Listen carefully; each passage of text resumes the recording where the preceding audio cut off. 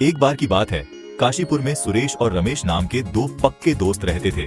दोनों ही अनाथ और बहुत गरीब थे और बचपन से ही एक दूसरे के साथ रहते थे और सब काम साथ साथ ही करते थे, चाहे खेल हो, जंगल से लकड़ियां लाना हो या गधे चराना हो।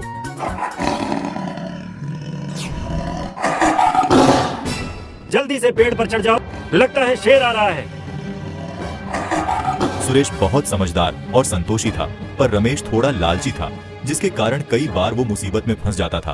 पर सुरेश हमेशा रमेश को अपनी सूझबूझ से बचा लेता था। इसी तरह एक दिन दोनों जंगल में लकड़ी काटने गए थे।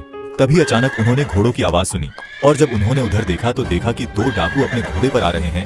ये देख दोनों डर गए। रमेश जल्दी से छुप जाओ, डाकू आ रहे हैं। डाकुओं को देखकर दोनों एक पेड़ के पीछे छुप गए और उन्हें देखने लगे। उन्होंने देखा कि दोनों डाकू एक झाड़ी के सामने आकर रुक गए और वहां रखे एक पत्थर को हटाया। पत्थर के हटते ही झाड़ियां हट गईं, जिसके पीछे एक गुफा थी। डाकुओं ने गुफा के बगल से एक पत्थर घुमाए और ऐसा करते ही गुफा खुल गई। सुरेश और रमेश ये देख हैरान हो गए। कुछ देर बाद दोनों डाकू गुफा से बाहर आए और गुफा को पहले की तरह झाड़ियों से छुपाकर चले गए। उनके जाने के बाद सुरेश और रमेश बाहर आए। जरूर इस गुफा में डाकुओं का लूटा हुआ खजाना होगा, चलो जाकर देखते हैं। नहीं नहीं, अगर डाकुओं को पता चल गया तो वो हमें छोड़ेंगे नहीं। कुछ नहीं होगा, मुझ पर भरोसा रखो, चलो मेरे साथ। सुरेश के मना करने पर भी रमेश उसको अपने साथ गुफा में ले गया और जैसे ही दोनों गुफा में घुसे, उन्होंने देखा कि गुफा के अंदर ढेर सारे हीरे जवाहरात, सोने के सिक्के और गहने रखे थे। दोनों ये देखकर हैरान हो गए। देखा, मैंने कहा था ना, अगर ये खजाना हमें मिल जाए तो हमारी गरीबी तुरंत दूर हो जाएगी। पर अगर डाकुओं को पता चल गया तो? कैसे पता चलेगा? यहाँ दूर दूर तक कोई नहीं है। जब तक डाकू वापस आएंगे हम यहाँ से खजाना लेकर जा चुके होंगे। नहीं, अगर हम सारा खजाना एक ही साथ ले जाएंगे तो वो कहीं से भी हमें खोज ही निकालेंगे। आखिर वो डाकू हैं, पर मेरे पास एक योजना है जिससे हमारी गरीबी भी दूर हो जाएगी और उन्हें पता भी नहीं चलेगा। हम रोज एक एक सोने का सिक्का यहाँ से ले जाएंगे। इससे उन्हें कभी पता नहीं चलेगा कि हमने यहाँ से कुछ चुराया है। पर उससे तो हमें अमीर बनने में काफी दिन लग जाएंगे। हाँ, पर कम से कम पकड़े तो नहीं जाएंगे। लालच बुरी बला होती है रमेश, ज्यादा लालच मत करो।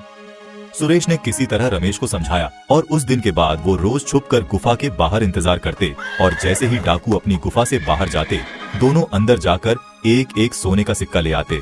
कुछ दिनों तक यूं ही चलता रहा, लेकिन रमेश के मन में लालच आ गया। वो किसी भी तरह गुफा का सारा खजाना लेना चाहता था। इसलिए एक दिन उसने एक योजना बनाई और अगले दिन अपने गधे को लेकर गुफा से सिक्का लेने आया। रमेश, अपने गधे को साथ क्यों लाए हो? कहीं कुछ गड़बड़ हो गई तो? वो मेरे पैर में दर्द है, अगर चल नहीं पाऊंगा तो इस पर बैठ जाऊंगा, इसलिए ले आया। क्या? फिर तो ऐसी हालत में गुफा में जाना खतरे से खाली नहीं होगा। तुम्हारा पैर ठीक होने के बाद आएंगे। चलो वापस चलते हैं। नहीं, मेरा गधा किस दिन काम आएगा? ठीक है, चलो इंतजार करते हैं। दोनों दोस्त गुफा के बाहर छुपकर इंतजार करने लगे।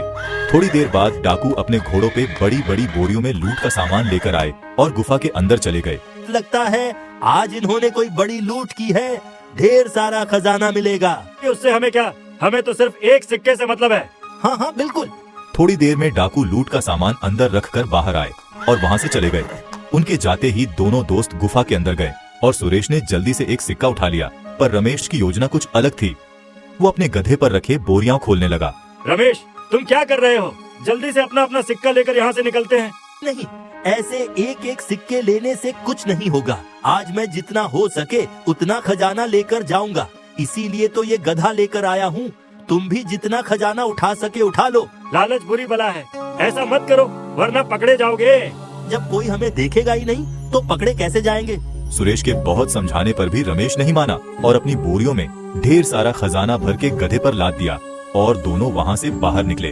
रमेश बहुत खुश था, लेकिन तभी ज्यादा वजन होने की वजह से उसका गधा थककर रास्ते में ही बैठ गया। बहुत कोशिश करने के बाद भी गधा नहीं उठा।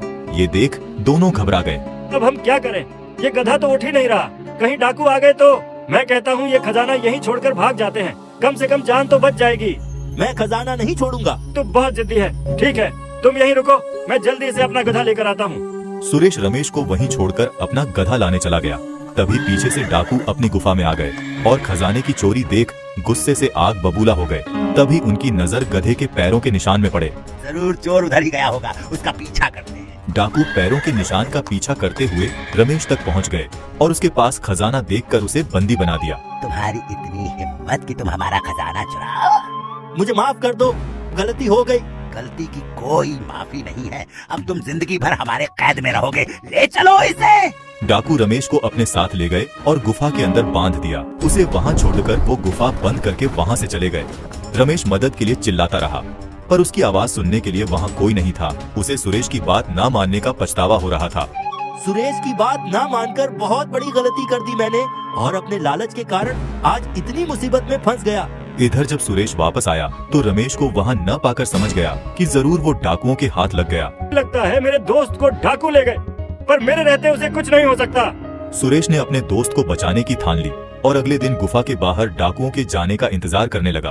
और जैसे ही वो गुफा से बाहर गए, वो तुरंत गुफा के अंदर गया और रमेश को खोलकर आजाद कर दिया। दोनों अपनी जान बचाकर वहाँ से भागे। मुझे माफ कर दो दोस्त, अब मैं समझ गया हूँ कि लालच बुरी बला होती है। अगर मैं पहले ही तुम्हारी बात मान लेता तो आज ऐसी मुसीबत नहीं आती।